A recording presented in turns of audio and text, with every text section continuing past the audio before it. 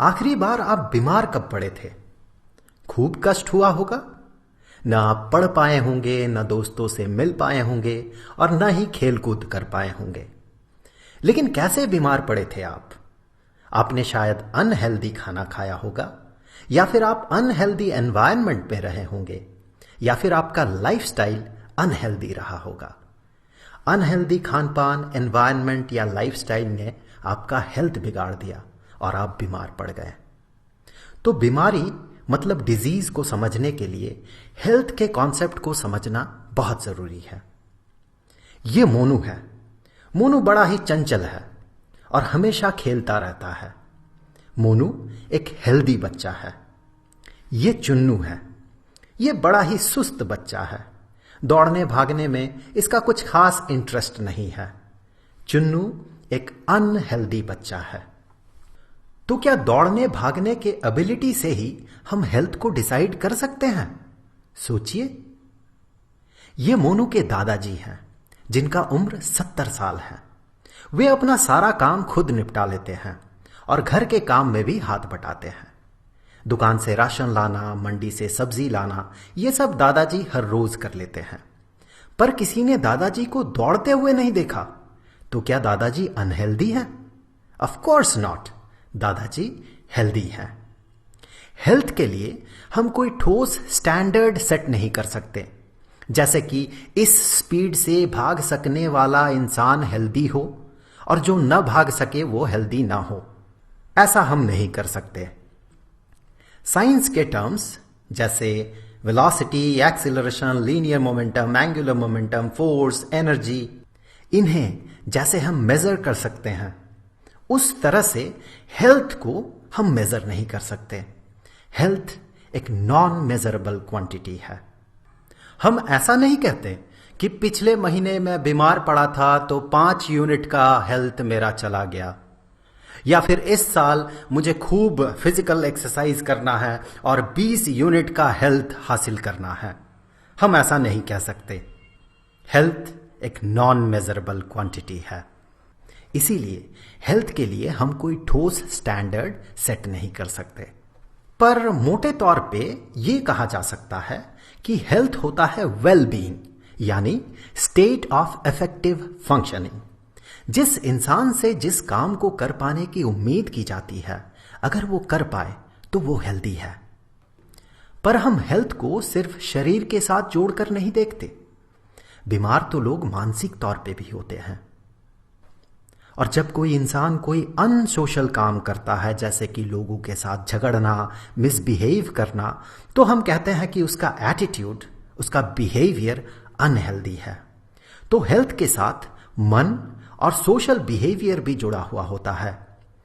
Health को world health organisation ने कुछ ऐसे डिफाइन किया है: health is a state of physical, mental and social well-being in which disease and infirmity are absent. Infirmity का मतलब फिजिकल या मेंटल वीकनेस होता है। चुन्नू में कोई डिजीज नहीं है, पर चुन्नू इनफर्म है। अगर हेल्थ फिजिकल, मेंटल और सोशल वेलबीइंग है, तो एक सोशल बीइंग यानी सामाजिक प्राणी होने के नाते हम इसे सिर्फ अपने दम पे हासिल नहीं कर सकते हैं। जैसे कि हमें पता है कि अगर फिजिकल एक्सरसाइज किया जाए तो हम हेल्दी रहेंगे, और वो हम अपने दम पे कर सकते हैं। पर अगर हमारा समाज लापरवाह हो तो हमारे घर के बाहर का कचरा उठाने वाला कोई नहीं होगा, नालियों को साफ करने वाला कोई नहीं होगा, जिससे हमारे घर के बाहर गंदगी बढ़ते जाएगा और हम बीमार पड़ते रहेंगे। तो अच्छे हेल्थ को अटेन करने में सोसाइटी का भी बहुत इंपॉर्टेंट रोल है। ऐसे और भी फैक्टर्स हैं। ये गुड़गुट है। ये एक बहुत ही साफ सुथरा उभरता हुआ शहर है और लोग भी बहुत मेहनती हैं। पर कोरोना संकट के बाद यहां का इकोनॉमी चरमरा गई है। लोगों को कोई काम नहीं मिल रहा है, जिससे उनको भरपेट खाना भी नसीब नहीं हो रहा है। क्या गुड़गुट के लोग हेल्दी रहेंगे? अच्छे हेल्थ के लिए हमें सफिशिएंट न्यूट्रिशियस फूड की जरूरत होती है, जिसके लिए हमारे पास पैसे कमाने की अपॉर्चुनिटी होनी चाहिए। तो इकोनॉमिक कंडीशन भी अच्छे हेल्थ के लिए डिटरमाइनिंग फैक्टर होता है। ये मुल्टाड़ है। ये समुंदर किनारे बसा एक बहुत ही साफ सुथरा गांव था, पर इस साल के साइक्लोन ने इसे तहस नहस कर दिया और पूरा गांव कचरे से भर गया, जिससे बीमारी फैलने लगी। तो हमारा फिजिकल एनवायरनमेंट भी हमारे हेल्थ को डिसाइड करने वाला एक बड़ा फैक्टर है। तो हमारे अच्छे हेल्थ को डिटरमाइन करने वाले कुछ इंपॉर्टेंट फैक्टर्स हैं। पर्सनल अप्रोच, हमारा लाइफस्टाइल कैसा है। सोशल मैच्योरिटी, हमारा समाज कितना सभ्य और मैच्योर है। इकोनॉमिक कंडीशन, हमारे पास अर्न करने की अपॉर्चुनिटी कैसी है। और नेचुरल एनवायरनमेंट, नेचर कितना हमारे साथ है और कितना हमारे खिलाफ है। हेल्थ के बारे में अब तक हमने जो भी जाना है, इससे एक बात तो तय है कि अगर कोई बीमारी से ग्रस्त ना भी हो, यानी डिजीज फ्री हो, तो भी वो अनहेल्दी हो सकता है। मसलन अगर कोई फिजिकली और मेंटली फिट है पर वो बहुत ही अनसोशल है, तो भी वो हेल्दी नहीं है, क्योंकि वो सोशली अनहेल्दी है। अगर कोई सिंगर कुछ दिन रियाज न करे, जिससे गाना गाने के लिए जरूरी सांस वो भर ना पाए, तो बिना किसी तरह के बीमारी के भी वो खुद को अनहेल्दी ही मानेगा, क्योंकि एक सिंगर के इफेक्टिव फंक्शनिंग के लिए जरूरी फिटनेस उसके पास नहीं होगा। मुझे लगता है कि हेल्थ के इस कॉन्सेप्ट के साथ अब हमें डिजीज को समझना चाहिए। उसके बारे में अब हम लोग अगले वीडियो में बात करेंगे।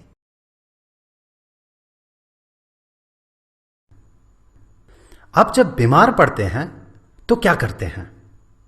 ऑब्वियसली आप डॉक्टर के पास जाते हैं। डॉक्टर आपसे पूछता है कि क्या परेशानी है, तो आप कहते हैं कि सिर में दर्द है, गले में दर्द है।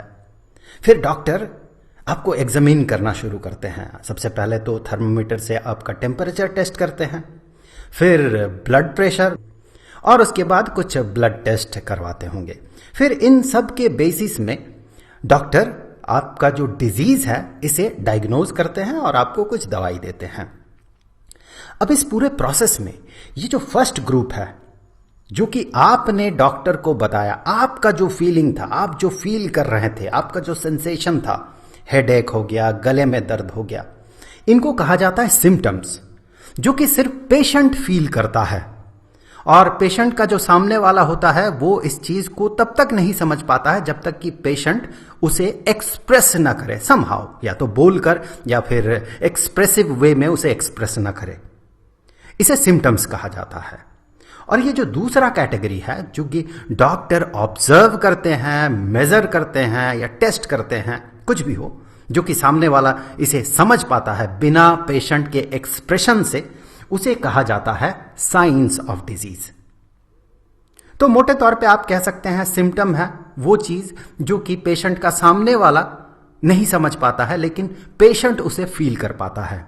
और साइंस वो चीज है जो कि पेशेंट का सामने वाला ऑब्जर्व करते हुए, टेस्ट करते हुए, मेजर करते हुए समझ पाते हैं। थोड़ा अगर ज्यादा टेक्निकली कहा जाए तो सिम्टम को कुछ इस तरह से डिफाइन किया जाता है कि a symptom is a departure from normal function और फीलिंग। मतलब जो हमारा नॉर्मल बॉडी का फंक्शनिंग है और जो हमारा नॉर्मल फीलिंग है, इससे हटके जो फंक्शन होता है बॉडी का और जो फीलिंग होता है हमारा, जो कि सिर्फ पेशेंट फील कर पाता हो, apparent to a patient, not to the observer. और साइन को कुछ इस तरह से, साइन ऑफ डिजीज को कुछ इस तरह से डिफाइन किया जाता है कि एक तरह का क्लू है, क्लू टू अ डिजीज, एक डिजीज का क्लू है, जो कि एक एग्जामिनर या एक डॉक्टर जिसे ऑब्जर्व करता है। कैसे ऑब्जर्व करते हैं? या तो देख कर ऑब्जर्व करते हैं या फिर मेजर करते हैं, टेस्ट करते हैं, इस तरह से ऑब्जर्व करते हैं। तो सिम्टम जो कि पेशेंट फील करता है, उसका अपना फीलिंग है, सामने वाला इसे समझ नहीं पाता जब तक पेशेंट एक्सप्रेस ना करे। और साइन वो चीज है जो कि सामने वाला भी समझ पाता है। अब आपका जो डिजीज है, जो आपको हुआ है, ये बड़ा छोटा मोटा डिजीज है, ये कुछ ही दिनों में ठीक हो जाएगा, 2 दिन, 4 दिन, 5 दिन, 6 दिन ठीक हो जाएगा। तो ये जो समय है, कितने समय में वो डिजीज ठीक होता है या कितने समय तक बॉडी में रहता है, इसके बेसिस पे डिजीज को दो कैटेगरीज में कैटेगराइज किया जाता है। एक को कहा जाता है एक्यूट डिजीज और दूसरे को कहा जाता है क्रोनिक डिजीज। एक्यूट डिजीज वो डिजीज है जो कि बहुत ही कम समय के लिए रहता है, मे बी 6 दिन, 7 दिन, 2 दिन, 10 दिन, 15 दिन, एक छोटे पीरियड के लिए रहता है। और जो बहुत लंबे पीरियड के लिए डिजीज रहता है, जिसका ट्रीटमेंट बहुत लंबा चलता है, उन्हें कहा जाता है क्रोनिक डिजीजेस। एक्यूट डिजीज के कुछ एग्जांपल्स जैसे कि कॉमन कोल्ड हो गया, हमें जो सर्दी लगती है 2 दिन 4 दिन में ठीक हो जाता है, या फ्लू हो गया, यह भी कुछ ही दिनों में ठीक हो जाता है। क्रोनिक डिजीज जो कि बहुत लंबा चलता है, जैसे कि कैंसर, इसका ट्रीटमेंट बहुत लंबा चलता है। जैसे कि डायबिटीज, इसका भी ट्रीटमेंट लंबा चलता है। जैसे कि tuberculosis, it is very dangerous. Tuberculosis is very dangerous और इसका भी ट्रीटमेंट बहुत लंबा चलता है, एटलीस्ट 6 महीने का ट्रीटमेंट चलता है, दवाई चलता है इसमें। सो ये भी क्रोनिक डिजीज है। अब ये तो एक तरीका हो गया डिजीज को डिफरेंशिएट करने का, उसका टाइम पीरियड के हिसाब से उसे हम 2 कैटेगरीज में कैटेगराइज करते हैं, एक्यूट शॉर्ट टर्म के लिए और क्रोनिक लॉन्ग टर्म के लिए। आप इसे इस तरह से याद रख सकते हैं, क्रोनो शब्द जो है इसका मतलब होता है टाइम, क्रोनो मतलब टाइम, क्रोनिक डिजीज मतलब लंबे समय तक जो डिजीज रहता है बॉडी में, जिसका ट्रीटमेंट लंबा चलता है। तो ये तो एक तरीका हो गया डिजीज को डिफरेंशिएट करने का। एक और तरीका है डिजीज को डिफरेंशिएट करने का, इस तरीके से भी हम डिजीज को 2 कैटेगरीज में कैटेगराइज करते हैं। एक है इन्फेक्शियस डिजीज और दूसरा है non infectious disease. Infectious disease क्या है? जो कि किसी तरह के जर्म्स के कारण हुआ है, किसी तरह के माइक्रोब के अटैक के कारण हुआ है, और जो बॉडी के इंटरनल मैल फंक्शन से जो डिजीज होता है उसे नॉन इन्फेक्शियस डिजीज कहा जाता है। इन्फेक्शियस डिजीज के कुछ एग्जांपल्स जैसे कि कॉमन कोल्ड हो गया, फ्लू हो गया, ये सारे जो है वायरसेस के कारण होता है। कॉमन कोल्ड कुछ अलग अलग तरह के वायरसेस के कारण होता है, फ्लू भी इन्फ्लुएंजा वायरस के कारण होता है। और इसके कुछ और भी एग्जांपल्स है जैसे कि ट्यूबरक्यूलोसिस। ट्यूबरक्यूलोसिस एक बैक्टीरिया के कारण होता है जिसे कि माइकोबैक्टीरियम ट्यूबरक्यूलोसिस कहा जाता है। वैसे ही इन्फेक्शियस डिजीज के एक और एग्जाम्पल हो गया निमोनिया। अब नॉन इन्फेक्शियस डिजीज जैसे कि कैंसर, ये अपने ही बॉडी का मैल फंक्शनिंग के कारण होता है। जैसे कि डायबिटीज, ये भी किसी भी तरह का इन्फेक्शियस डिजीज नहीं है, ये भी बॉडी का मैल फंक्शनिंग है। और अल्जाइमर डिजीज, ये भी नॉन इन्फेक्शियस डिजीज है। तो ये डिजीज के कुछ कैटेगरीज हो गए। अगर हम टाइम पीरियड के हिसाब से डिजीज को डिफरेंशिएट करते हैं तो एक्यूट शॉर्ट टर्म के लिए और क्रोनिक डिजीज लॉन्ग टर्म के लिए, और अगर इसके सोर्स के हिसाब से हम इसे डिफरेंशिएट करते हैं तो फिर अगर इसका कॉज कोई जर्म हुआ, दैट मीन माइक्रोब हुआ, तो फिर ये इन्फेक्शियस डिजीज है। और अगर इंटरनल मैल फंक्शन के कारण डिजीज हो रहा तो ये है नॉन इन्फेक्शियस डिजीज। अब ये जो इन्फेक्शियस डिजीज है इसी के बारे में आपको इस चैप्टर में आगे ज्यादा पढ़ना है। तो ये इन्फेक्शियस डिजीज है, ये प्राइमरीली माइक्रोब्स के कारण तो होता है, ठीक है, लेकिन अगर सेकेंडरी तौर पे देखा जाए तो इसके पीछे एक डीप सोशियो इकोनॉमिक रीजन होता है, मतलब सोसाइटी और इकोनॉमिक रीजन होता है इसके पीछे। जैसे एक एग्जाम्पल कंसीडर करते हैं, ये एक बच्चा है जिसे कि लूज मोशन हुआ है। अब ये लूज मोशन इसे क्यों हुआ है? क्या इसे इन्फेक्शन के कारण लूज मोशन हुआ है? ऑफ कोर्स यस, किसी तरह का माइक्रोबियल इन्फेक्शन है इसमें, मोस्टली बैक्टीरियल इन्फेक्शन हो सकता है। वेल, तो ये इन्फेक्शन जो है, ये इन्फेक्शन आया कहां से है? मे बी उसे साफ सुथरा पीने का पानी अवेलेबल नहीं हुआ था, गंदा पानी पिया होगा जिससे कि पेट खराब हो गया होगा, ठीक है। लेकिन इसी लोकेलिटी में और भी बच्चे हैं जो कि वही पानी पी रहे हैं, लेकिन वे तो ठीक है, तो फिर ये बीमार क्यों पड़ गया? वेल, हो सकता है कि ये जो बच्चा है इसमें जेनेटिक टॉलरेंस इस रोग के प्रति, इस डिजीज के प्रति कम है। ये जेनेटिक टॉलरेंस क्या है? देखिए, हमारा बॉडी जो है, हमारे बॉडी के पास इम्यून सिस्टम होता है अलग अलग रोगों से लड़ने के लिए, अलग अलग बीमारी से लड़ने के लिए। तो ये जो इम्यून सिस्टम है, प्राइमरीली ये इम्यून सिस्टम डिपेंड करता है हमारे जेनेटिक स्ट्रक्चर पे, हमारा जीन्स कैसा है। किसी किसी के पास किसी खास बीमारी से लड़ने के लिए जीन होता है, जबकि किसी और के पास वो जीन नहीं होता है, किसी और बीमारी से लड़ने के लिए जीन होता है उसके पास। और जो जेनेटिक स्ट्रक्चर के कारण वो जो इम्यून सिस्टम ग्रो कर रहा है, जो कि रोग से लड़ रहा है, बीमारी से लड़ रहा है, इसी को हम जेनेटिक टॉलरेंस कहते हैं। हो सकता है इस बच्चे में इस बीमारी के प्रति जेनेटिक टॉलरेंस कम है, या फिर ऐसा भी हो सकता है कि ये बच्चा जो है ये हेल्दी नहीं है। ओके, हेल्दी नहीं है, पर अगर हेल्दी नहीं है तो क्यों हेल्दी नहीं है? ये हो सकता है कि उसका फैमिली गरीब है, पुअर फैमिली है, जिससे कि इस बच्चे को न्यूट्रिशियस फूड नहीं मिला होगा, जिसके कारण ये अनहेल्दी हो गया है। ओके, ये सब तो ठीक है, लेकिन इसके लोकेलिटी में क्लीन ड्रिंकिंग वाटर, साफ सुथरा पानी क्यों नहीं पहुंचता है? हो सकता है कि उस लोकेलिटी में पब्लिक सर्विस अच्छा ना हो। तो यहां आप ये समझ सकते हैं कि दो बड़ा ही इंपॉर्टेंट चीजें हैं जो कि इन्फेक्शस डिजीज के कंट्रोल पे या फिर इन्फेक्शस डिजीज के फैलने पे बहुत इंपॉर्टेंट रोल रखता है। एक तो इकोनॉमिक फैक्टर और दूसरा सोशल फैक्टर। तो इस तरह से सोशियो इकोनॉमिक फैक्टर बहुत इंपॉर्टेंट रोल रखता है डिजीज के प्रिवेंशन और डिजीज के स्प्रेड में। अब अगले वीडियो में हम इन्फेक्शस डिजीज पे थोड़ा और डिटेल्स में बात करेंगे। साथ ही साथ हम ये भी देखेंगे कि ये स्प्रेड कैसे करता है और इसके प्रिवेंशन के लिए हम क्या कर सकते हैं।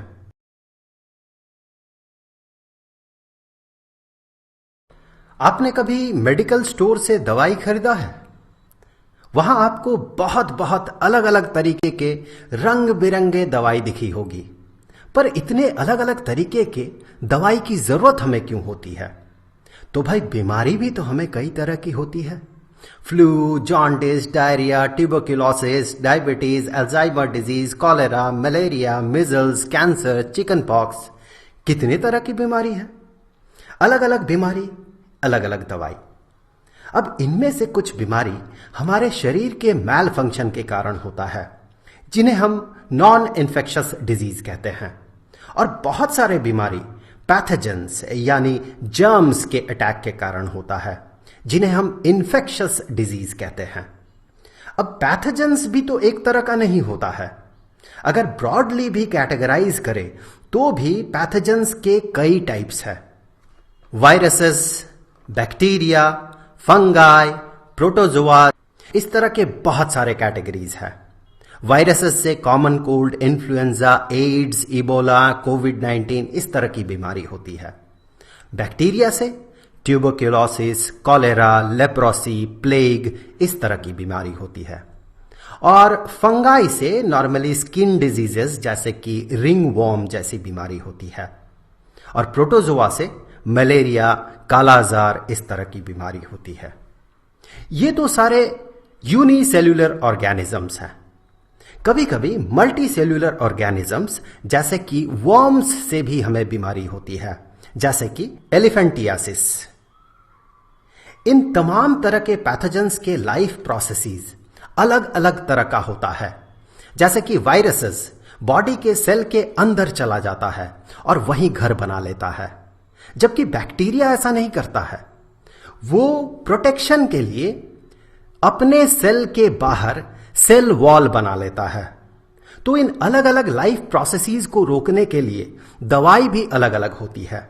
जैसे कि पेनिसिलिन जैसे एंटीबायोटिक्स सेल वॉल के फॉर्मेशन को रोकता है, तो ये दवाई बहुत सारे बैक्टीरियल इन्फेक्शन को रोकता है, जबकि पेनिसिलिन वायरल इन्फेक्शन पे काम नहीं करता। नॉर्मली एंटीबायोटिक्स वायरसेस के इन्फेक्शन पे काम नहीं करता। अब आपके मन में यह सवाल जरूर आ रहा होगा कि फिर कॉमन कोल्ड जैसे वायरल इन्फेक्शन पे डॉक्टर्स एंटीबायोटिक्स क्यों प्रेस्क्राइब करते हैं? कॉमन कोल्ड, फ्लू इस तरह की बीमारी जो है नॉर्मली वायरसेस के कारण होता है और इससे रेस्पिरेटरी ट्रैक्ट में डैमेज होता है, जिससे वहां बैक्टीरियल इन्फेक्शन होने का खतरा बहुत बढ़ जाता है। ऐसे सिंपल वायरल इन्फेक्शन से तो हमारा बॉडी का जो इम्यून सिस्टम है, जो बॉडी का नेचुरल सिस्टम है, जो डिजीजेस से लड़ता है, वो इम्यून सिस्टम आसानी से लड़ लेता है। पर बैक्टीरियल इन्फेक्शन बहुत खतरनाक होता है। उसी को रोकने के लिए एंटीबायोटिक्स प्रेस्क्राइब किया जाता है। पर चीजें इतनी आसान भी नहीं है कि हर तरह के बैक्टीरियल इन्फेक्शन पे एक ही तरह की दवाई काम करे या सारे फंगल इन्फेक्शन पे एक ही तरह की दवाई काम करे। बैक्टीरिया, वायरसेस, फंगाई, प्रोटोजोआ, इनके बहुत सारे सब कैटेगरीज होता है और अलग अलग सब कैटेगरीज के पैथोजेंस बॉडी के अलग अलग पार्ट्स पे अटैक करता है। जैसे कुछ बैक्टीरिया रेस्पिरेटरी ट्रैक्ट पे अटैक करता है और रेस्पिरेटरी डिजीज, सांस की बीमारी ये लाता है। कुछ कुछ बैक्टीरिया गट के लाइनिंग में अटैक करता है और टाइफाइड लाता है, जबकि कुछ बैक्टीरिया लिवर पे अटैक कर जॉन्डिस लाता है। अब वायरसेस की बात करें। इन्फ्लुएंजा वायरस रेस्पिरेटरी ट्रैक्ट पे अटैक करता है और हमें फ्लू होता है। एचआईवी जैसे वायरस बॉडी के लिम्फ नोड पे अटैक करता है और इम्यून सिस्टम को ही वीक बना देता है, जबकि जापानीज एंसेफेलाइटिस का वायरस ब्रेन को इन्फेक्ट करता है। मलेरिया का प्रोटोजोआ मच्छर के काटने से ब्लड स्ट्रीम में पहुंचता है, फिर वो लिवर से होते हुए रेड ब्लड सेल्स तक पहुंचता है। इन्फेक्शन के अलग अलग तरीके के कारण इन डिजीजेस पे अलग अलग दवाई काम करता है। भले ही जॉन्डिस और ट्यूबरकुलोसिस दोनों ही बैक्टीरिया के कारण हो, पर उन पर एक ही दवाई काम नहीं करती और अलग अलग टिश्यू पे अटैक होने के कारण इन तमाम तरह के डिजीजेस के साइंस और सिम्टम्स भी अलग होते हैं।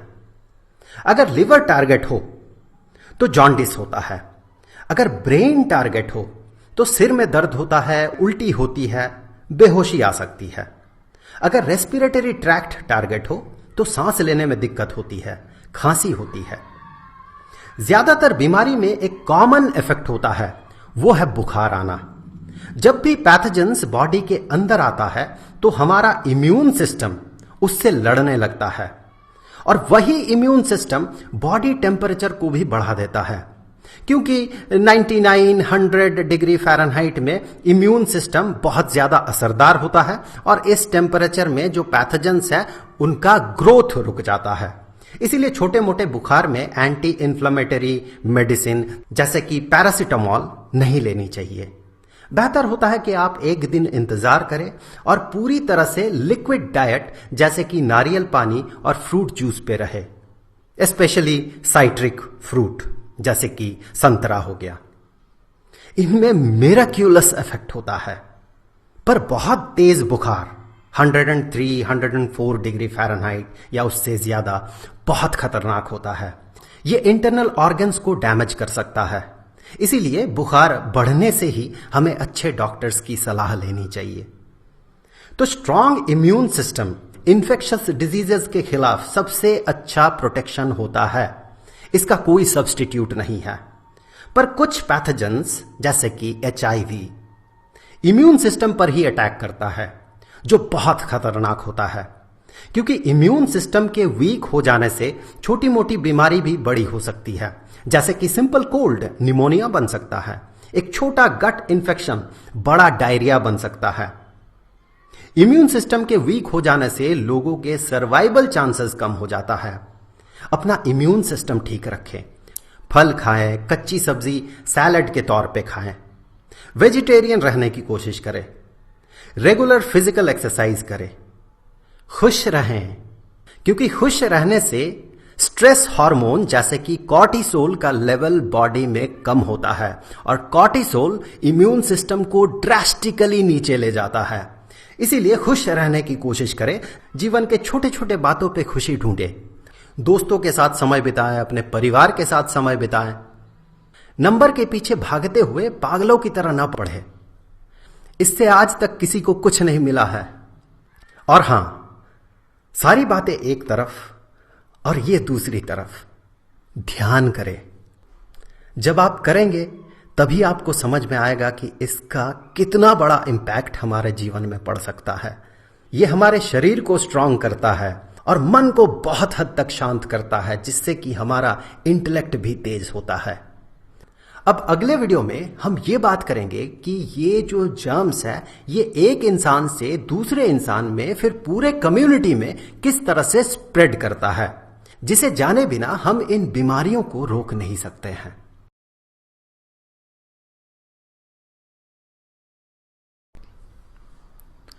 जब भी किसी को सर्दी खांसी बुखार होता है तो उसे यही एडवाइस किया जाता है कि वो कम्युनिटी में लोगों के साथ ज्यादा घुले मिले ना। लेकिन ऐसा एडवाइस क्यों किया जाता है? क्योंकि इस तरह की जो बीमारी है, सर्दी खांसी फिर फ्लू, इस तरह की बीमारी जो है ये रेस्पिरेटरी ट्रैक्ट वाला बीमारी है। ये मैं ड्रॉ कर रहा हूं रेस्पिरेटरी ट्रैक्ट और यहां पर लंग्स। तो इस तरह की जो बीमारी है ये खासकर इस जगह पे वो जो जर्म्स होता है, चाहे बैक्टीरिया हो या वायरस हो, वो सारे जर्म्स जो है इस रेस्पिरेटरी ट्रैक्ट में वो पनपता है, वहीं पर वो रहता है। अब जब कोई बीमार इंसान, इस तरह की बीमारी से ग्रस्त कोई इंसान जब बात करता है तो फिर हवा निकलती है लंग्स से। सो उस दौरान ये जो हवा निकलती है लंग्स से और मुंह से वो बाहर निकलता है, तो यहां पर कुछ ड्रॉपलेट्स भी बाहर निकलता है। जब ये सांस छोड़ता है तब भी ड्रॉपलेट्स बाहर निकलता है। अब ये ड्रॉपलेट्स चूंकि लंग्स से होते हुए ही बाहर निकला है, तो इन ड्रॉपलेट्स में होते हैं इस बीमारी के जर्म्स, चाहे वो बैक्टीरिया से हो या वायरस से हो, जो भी जर्म्स है वो जर्म्स इन ड्रॉपलेट्स में होता है। अब जब कोई स्वस्थ इंसान, हेल्दी इंसान इस इंसान के करीब आता है तो सांस लेने के दौरान यही सारे ड्रॉपलेट्स जो है सांस लेने के दौरान इस स्वस्थ इंसान के रेस्पिरेटरी ट्रैक्ट में चला जाता है और ये इंसान भी, स्वस्थ इंसान भी इसके कांटेक्ट में आने से, बीमार इंसान के कांटेक्ट पे आने से ये भी बीमार पड़ जाता है। इसीलिए कहा जाता है कि अगर इस तरह की बीमारी हो, रेस्पिरेटरी ट्रैक्ट की बीमारी हो, तो स्वस्थ लोगों से या कम्युनिटी से, बाकी लोगों से दूर रहना चाहिए। तो इस तरह की जो बीमारी है ये किस तरह से स्प्रेड कर रहा है? ये एयर से स्प्रेड कर रहा है। इस तरह की बीमारियों को एयर बॉर्न डिजीज भी कहा जाता है। कुछ एग्जांपल्स, कॉमन कोल्ड हो गया, फ्लू हो गया, ट्यूबरक्यूलोसिस हो गया, मिजल्स हो गया। तो इस तरह की बीमारी एयर के थ्रू, हवा के थ्रू ये फैलता है। यहां पर ध्यान दें, कॉमन कोल्ड, फ्लू, मिजल्स ये सारे वायरसेस के कारण होता है, जबकि ट्यूबरक्यूलोसिस बैक्टीरिया के कारण होता है। ये भी रेस्पिरेटरी ट्रैक्ट की बीमारी ही है। वह सिर्फ हवा से ही डिजीज स्प्रेड नहीं करता, और भी तरह तरह के मीन्स है डिजीज के स्प्रेड करने के। जैसे कि एक कॉमन जो मीन है वो है वाटर। पानी से भी डिजीज स्प्रेड करता है। कैसे स्प्रेड करता है? एक छोटा सा एग्जांपल लेते हैं। मान ले कि गट इन्फेक्शन से बीमार है ये लड़का, इसने खुले में शौच कर दिया और वो भी नदी के किनारे। अब ये पानी से बहते हुए यही शौच जो है, जहां पर कि इन्फेक्शस एजेंट्स है, चूंकि ये बच्चा खुद उस इन्फेक्शन से पीड़ित है, तो इसके मल में भी वो इन्फेक्शस एजेंट, दैट मीन वो जर्म रहेगा। अब ये पानी में जाके, नदी के पानी में जाके घुल मिल गया। अब यही पानी अगर कोई दूसरा पीने के लिए या खाना पकाने के लिए यूज करता है, नॉर्मली खाना पकाने से जर्म जो है वो मर जाता है, अगर पीने के लिए वो पानी यूज किया जाए तो फिर उस पानी में ये जर्म चूंकि रहेगा और दूसरे के पेट में वो पहुंचेगा, तो वो दूसरे भी इस बीमारी से ग्रस्त हो जाएंगे।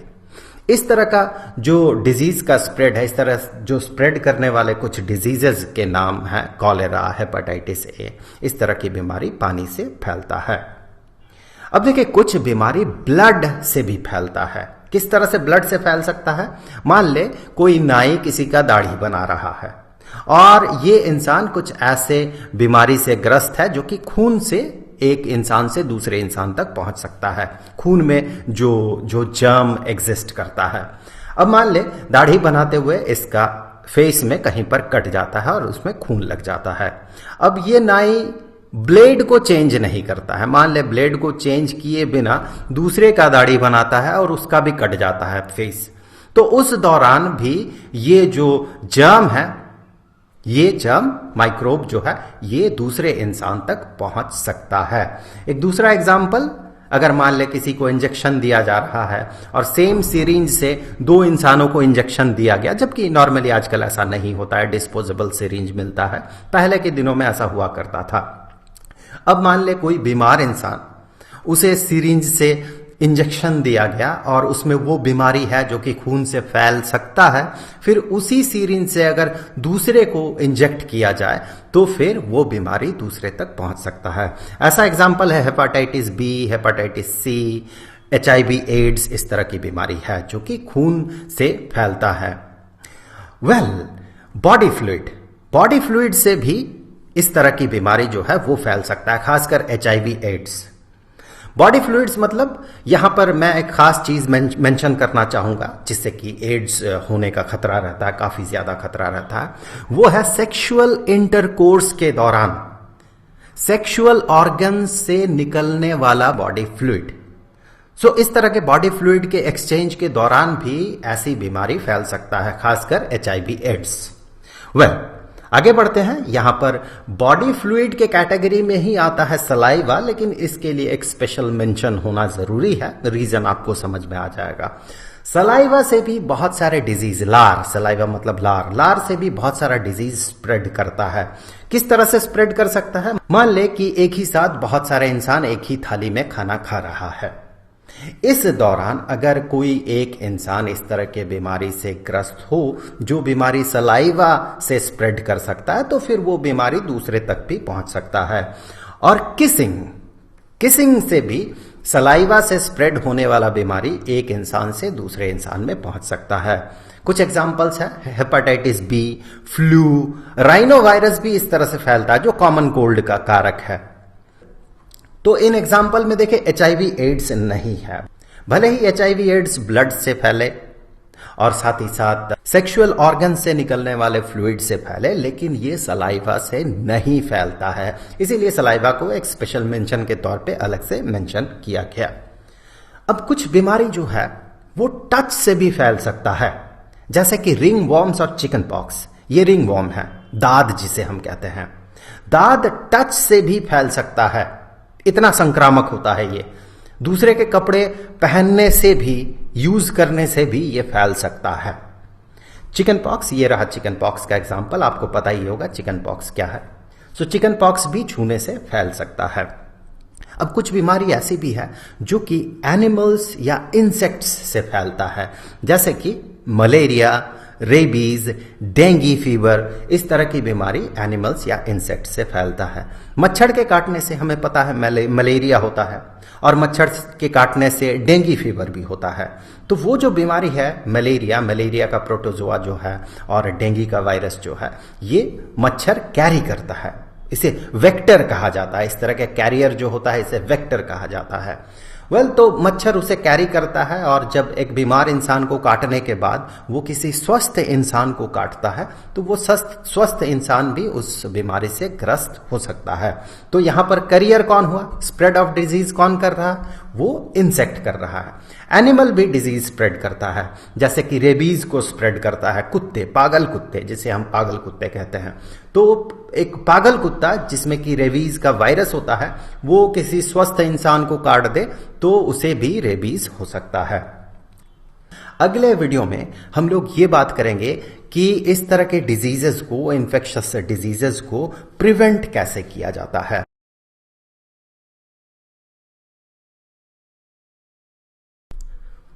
जब भी आप बीमार पड़ते हैं और आप डॉक्टर के पास जाते हैं तो डॉक्टर आपको सजेस्ट करते हैं कि आप रेस्ट लें, और डॉक्टर कुछ मेडिसिन्स, दवाई प्रेस्क्राइब करते हैं। वैसे डॉक्टर आपको ये क्यों सजेस्ट करते हैं, एडवाइस क्यों देते हैं कि आप रेस्ट लें? क्योंकि रेस्ट लेने से हमारा बॉडी एनर्जी को प्रिजर्व करता है, और वही एनर्जी हमारा इम्यून सिस्टम, जो हमारा वॉरियर है जर्म्स के खिलाफ, वो इम्यून सिस्टम उसी एनर्जी को यूज करता है, एंटीबॉडीज बनाता है और डिजीज से लड़ता है। अब डॉक्टर जो मेडिसिन प्रेस्क्राइब करते हैं वो मेडिसिन भी दो तरह का होता है। एक तो जो सिम्टम्स को ट्रीट करे, और दूसरा जो डिजीज को ट्रीट करता है। सिम्टम्स को ट्रीट करता है, जैसे कि जब हम बीमार पड़ते हैं तो सिर में दर्द होता है, बदन दर्द होता है, बुखार आता है, तो कुछ दवाई बुखार को कम करता है, इन्हें हम एंटी इन्फ्लेमेटरी मेडिसिन कहते हैं। और कुछ दवाई, ये जो दर्द है, बदन दर्द, सिर दर्द, इसे दूर करता है, जिसे कि हम एनाल्जेसिक्स कहते हैं। तो डॉक्टर इस तरह की मेडिसिन भी देते हैं और साथ ही साथ डिजीज को ट्रीट करने के लिए भी डॉक्टर मेडिसिन देते हैं। जैसे कि वायरल इन्फेक्शन में एंटीवायरल दवाई, अगर वो एंटीवायरल अवेलेबल है, तो हर तरह के वायरस के लिए एंटीवायरल अवेलेबल नहीं होता है। और बैक्टीरिया वाले डिजीज को ट्रीट करने के लिए एंटीबायोटिक्स, और अगर मान ले मलेरिया जैसे बीमारी हो गई जो कि प्रोटोजोआ से होता है, तो उस तरह के केसेस में क्विनाइन जैसी दवाई दी जाती है। तो इस तरह से डॉक्टर दो तरह का मेडिसिन देते हैं, एक तो सिम्टम्स को ट्रीट करता है, दूसरा डिजीज को ट्रीट करता है, और दवाई लेने से हम कुछ दिनों में स्वस्थ हो जाते हैं। लेकिन भले ही हम स्वस्थ हो जाएं, पूरी तरह से हेल्दी हो जाए, लेकिन ये जो ट्रीटमेंट सिस्टम है, दवाई लेके बॉडी को ट्रीट करना, इस ट्रीटमेंट सिस्टम का अपना ड्रॉबैक्स है। किस तरह का? जैसे कि मान ले आप बीमार पड़े और आपने दवाई लिया, लेकिन आप डॉक्टर के पास गए, डॉक्टर ने आपको दवाई प्रेस्क्राइब किया, आपने दवाई लिया और आप तुरंत तो ठीक नहीं हो जाते हैं ना, इसको समय लगता है। सो ट्रीटमेंट टेक्स टाइम, 2 दिन, 4 दिन, 5 दिन, 10 दिन समय लगता है ट्रीटमेंट को। तो उस दौरान पेशेंट को काफी कष्ट होता है और साथ ही साथ वो कुछ काम नहीं कर पाता है। तो काम नहीं कर पाता है मतलब पर्सनल फाइनेंशियल लॉस है, और साथ ही साथ आप कह सकते हैं पूरे सोसाइटी के लिए वो एक इकोनॉमिक लॉस है। और साथ ही साथ ये भी काफी इंपॉर्टेंट है, नोट करने लायक है, कि भले ही हमारा मेडिकल सिस्टम कितना भी स्ट्रांग हो, हमारा ट्रीटमेंट कितना भी अच्छा हो, लेकिन डिजीज से ऑर्गन्स का पार्शियली सही डैमेज होने का एक चांस रहता है। जैसे कि एक बहुत अच्छा एग्जाम्पल होगा ट्यूबरक्यूलोसिस। ट्यूबरक्यूलोसिस का पेशेंट महीनों, हो सकता है बरसों, वो पूरी तरह से सांस नहीं भर पाता है, इतना डैमेज हो जाता है उसके लंग्स, भले ही ट्रीटमेंट कितना भी सक्सेसफुल क्यों ना हो। तो इस तरह से आप देखिए, डिजीज होने से ऑर्गन्स का पार्शियली सही डैमेज होने का चांसेस रहता है। So this is a drawback of treatment. अब अगर इसको टाइम लगे, एक पेशेंट को ट्रीट करने में टाइम लगे, तो उस दौरान वो पेशेंट दूसरों तक वो डिजीज स्प्रेड कर सकता है। अगर कोई दूसरा हेल्दी इंसान उस पेशेंट के करीब आ जाए तो वो पेशेंट उस डिजीज को स्प्रेड कर सकता है। तो इस तरह से आप ये पाएंगे कि भले कितना भी सक्सेसफुल क्यों ना हो ट्रीटमेंट, इसका अपना ड्रॉबैक्स है।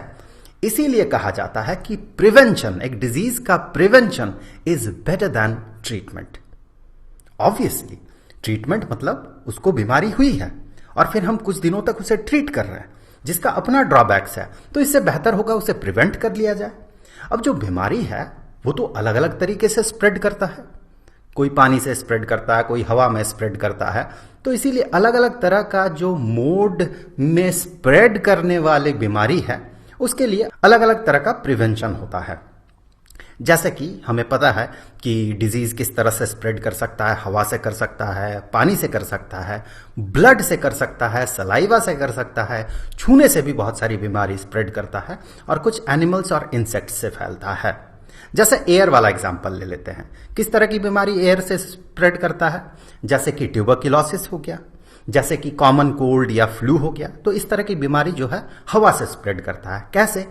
ये मान ले पेशेंट है जिसे कि रेस्पिरेटरी ट्रैक्ट वाला बीमारी है, ये जब खांसता है या बात करता है, इवन जब सांस छोड़ता है, उस दौरान हवा बाहर निकलती है और उसी हवा में बहुत सारे ड्रॉपलेट्स निकलता है। इन ड्रॉपलेट्स में उस बीमारी का जर्म रहता है।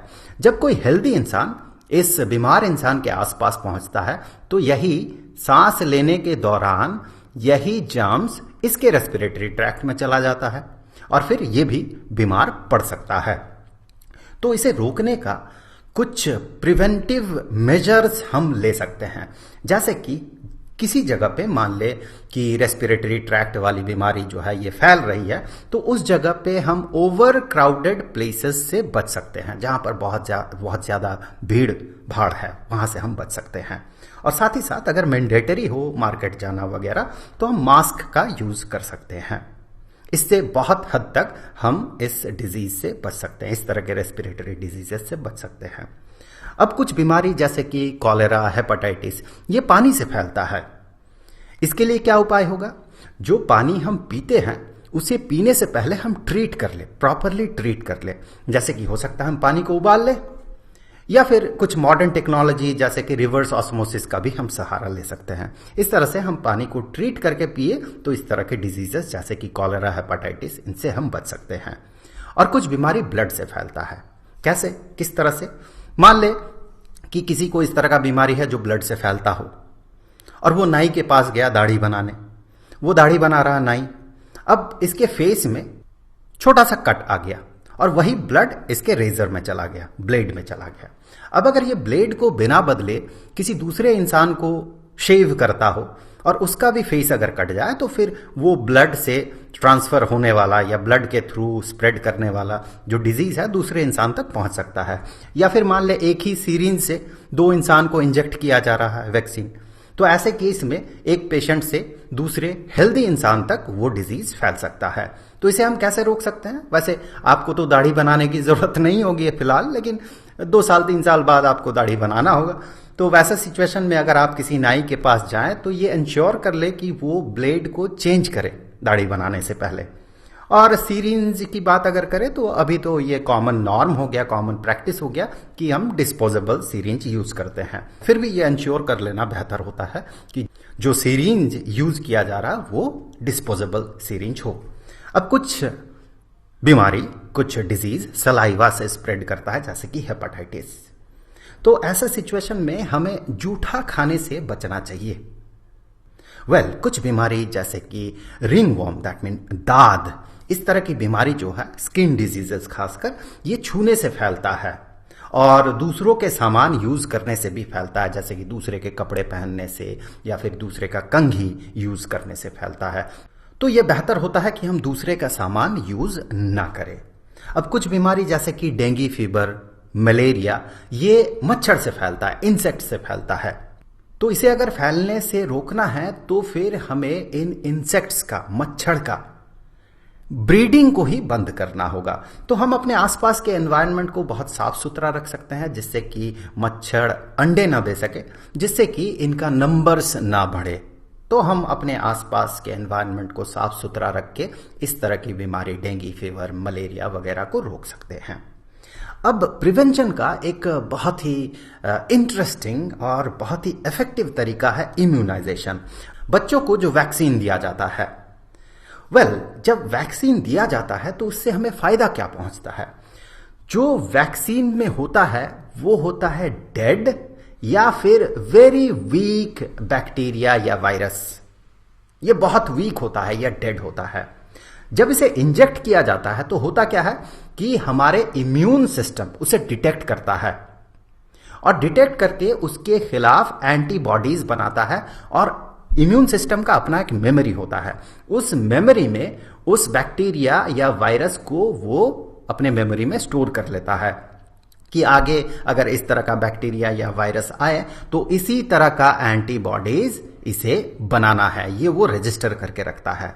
तो आगे चल के जब इस तरह का बैक्टीरिया या वायरस बॉडी में एंटर करता है तो इम्यून सिस्टम रेडी रहता है बिल्कुल, और वो तुरंत एंटीबॉडीज बनाने लगता है जिससे कि वो अच्छी तरह से उन जर्म्स के साथ लड़ सके। और चूंकि जब इंजेक्ट किया जाता है ये डेड होता है या वेरी वीक होता है, इसीलिए ये बॉडी के अंदर फ्लरिश नहीं कर पाता है, ये अपना नंबर को बढ़ा नहीं पाता है। तो इम्यून सिस्टम उस दौरान एंटीबॉडीज बना लेता है और in very weak bacteria viruses को वो मार देता है। लेकिन वो ऑलरेडी वो अलर्ट हो जाता है, रेडी हो जाता है, उसके मेमोरी में स्टोर हो जाता है इस तरह के बैक्टीरिया और वायरस के लिए इस तरह के एंटीबॉडीज बनाना है। तो आगे जब ऐसे पैथोजेंस बॉडी के अंदर जाता है तो ये रेडी, ऑलरेडी रेडी जो इम्यून सिस्टम है वो तुरंत एंटीबॉडीज बनाने लगता है, जिससे कि वो जो बैक्टीरिया या वायरस बॉडी के अंदर गया वो फ्लरिश नहीं कर पाता है। तब तक इम्यून सिस्टम ऑलरेडी एंटीबॉडीज बना देता है और उनको मार देता है। अगर इम्यूनाइजेशन नहीं हुआ होता तो जब तक इम्यून सिस्टम ये डिटेक्ट करता कि उन बैक्टीरिया वायरस के लिए किस तरह का एंटीबॉडीज बनाना है, उतने समय में ये बैक्टीरिया वायरस जो पैथोजन है ये अपना नंबर को इतना बढ़ा लेता कि हो सकता है इम्यून सिस्टम उससे लड़ने में नाकाम रह जाए। तो इस तरह से इम्यूनाइजेशन, ये प्रोसेस जो है ये बहुत ही इफेक्टिव प्रोसेस है डिजीजेस को प्रिवेंट करने में। तो इस वीडियो के साथ ये जो चैप्टर है स्टैंडर्ड 9th के लिए why do we fall ill, ये खत्म होता है। आई होप कि ये वीडियो और साथ ही साथ ये चैप्टर आपके लिए हेल्पफुल रहा होगा। अगला जो चैप्टर का वीडियो होगा उसका लिंक आपको यहां पर स्क्रीन पे मिल जाएगा। तो आई होप कि अगले वीडियो में फिर मुलाकात होगी। तो मिलेंगे आपसे अगले वीडियो में, तब तक के लिए खुश रहें। Good bye.